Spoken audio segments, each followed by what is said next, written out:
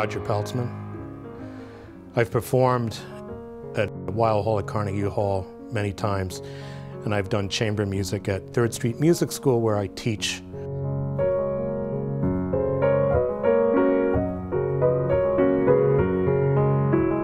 My mother came to the United States in 1947.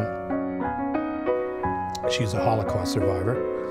Although she wasn't in the camps, her family died in Auschwitz. Her parents and her brother Norbert. Norbert Stern was 4 years older than my mother, and they were both born and lived in Berlin. When Hitler came to power, they basically moved to Brussels. In 1940, the Nazis invaded Brussels, and he had to immediately leave school. A little later, they were rounding up Jews.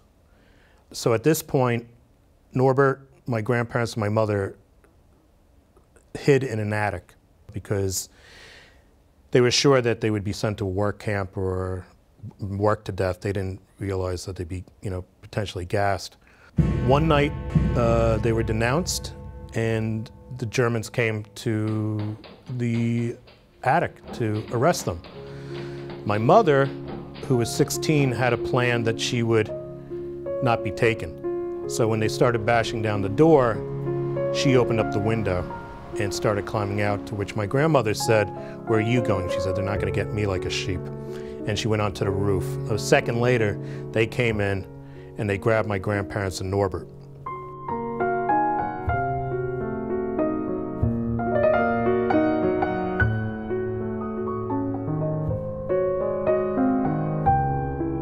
My uncle was a great pianist, even at a young age, and he enrolled in the Brussels Conservatory. I have his report card. He, at 16 years old, won the prestigious competition at the school, the Grand Prix. And I have a medal from the King of Belgium that was presented to him on this occasion. The review, which I just read, states that everyone else in this competition was basically awful. The reviewer was just heartless. But there was one tremendous musician with real promise, and that was Norbert Stern. My mother also was, 10 years before she died, she went to Belgium and talked to his teacher, Andre Gertler, who was a great violinist, and he said it was the greatest tragedy of his life, what happened to Norbert Stern. He would have been the next Rubinstein. I've spoken to 3 people personally who knew him, who were musicians, and they all stated to me that he was perhaps the greatest pianist, if not in Belgium, in Europe. So it's pretty clear that he was a special talent.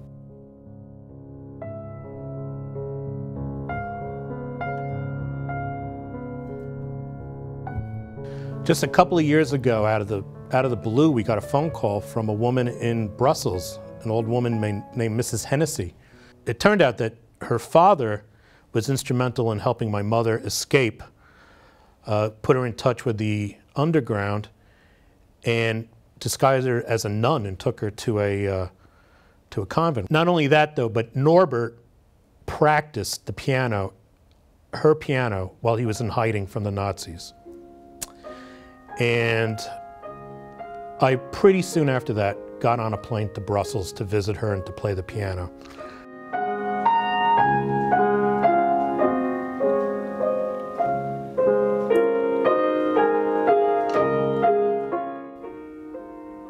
Playing the piano at Mrs. Hennessy's that my uncle played somehow changed something inside of me. It helped take this even to another level of seriousness. This is a remarkable tragedy. I mean, the Holocaust is tragic for millions of people, but this might be a unique story. Because he was such a singular talent. And he's a pianist. My uncle was a pianist and I'm a pianist, and he was a great pianist who died tragically in the Holocaust at age 22.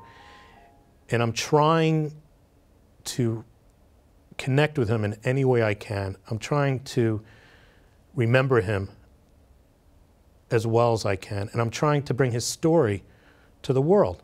And every time I put my fingers on the keys, somehow he comes to life for me.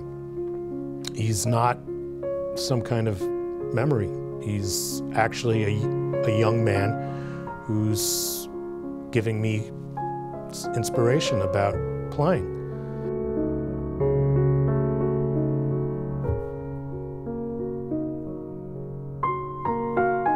So earlier this year I went to the Brussels Conservatoire, and we went into the same exact hall where he won a competition, where he performed many times. And it's a lovely hall. It's an old-style European hall with great acoustics.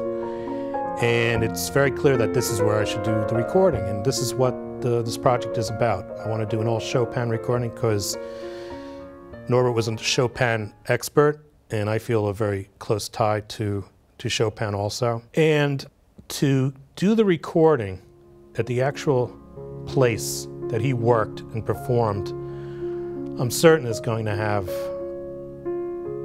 interesting and meaningful ramifications for the recording and for playing.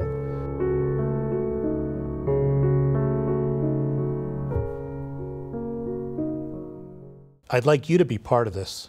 I need help to get me over there, to make the recording. As we know that making a record, a CD, costs money.